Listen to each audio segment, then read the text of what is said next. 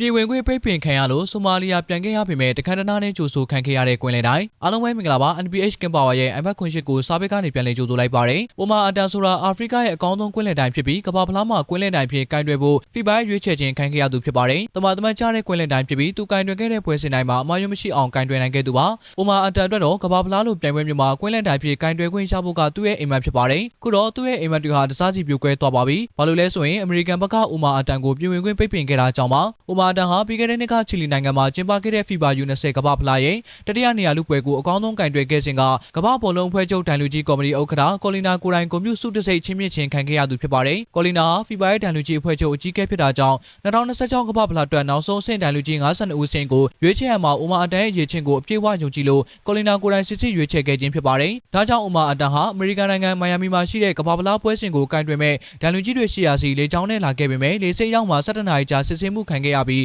နောက်ဆုံးမှပြည်ဝင်ခွင့်ပိတ်ပင်ခံရမှုနဲ့အတူဆိုမာလီနိုင်ငံကိုပြန်လာခဲ့ရပါတယ်။ FIBA ဘက်ကတော့အစိုးရရဲ့ဗီဇာညှိပယ်မှုကြောင့်အကောင်းဆုံးဒိုင်တူကိုလက်လွတ်လိုက်ရလို့အကြီးကျယ်စိတ်ပြတ်ခဲ့ရပေမဲ့လည်းအစိုးရကဘသူ့ကိုဗီဇာပေးမယ်မပေးဘူးဆိုတာကိုဆုံးဖြတ်တာဖြစ်တဲ့အတွက်ဘာမှတတ်နိုင်ကြောင်းကြေညာခဲ့ပါတယ်။အိုမာအတန်ဟာမိခင်နိုင်ငံဆိုမာလီယာမိုဂါဒစ်ရှူမြို့ကိုပြန်လည်ရောက်ရှိချိန်မှာတော့လေဆိပ်မှာထောင်ပေါင်းများစွာသောပြည်သူတွေရဲ့နိုင်ငံသူရဲကောင်းတူလို့တောင်းပြဝိုင်းဝန်းကြိုဆိုခြင်းကိုခံခဲ့ရပါတယ်။ဒီကိစ္စနဲ့ပတ်သက်ပြီးအိုမာအတန်ကတော့အခုဖြစ်သွားတဲ့ကိစ္စအတွက်စိတ်မကောင်းဖြစ်ရပေမဲ့ကျွန်တော်စိတ်သက်မကြပါဘူး။လာမယ့်2030ကမ္ဘာဖလားပြိုင်ပွဲကြရင်ကျွန်တော်တေချာပေါက်တာဝန်ယူနိုင်အောင်ကြိုးစားပါမယ်လို့ကတိပေးပါတယ်ဆိုပြီးပြောဆိုသွားခဲ့ပါတယ်။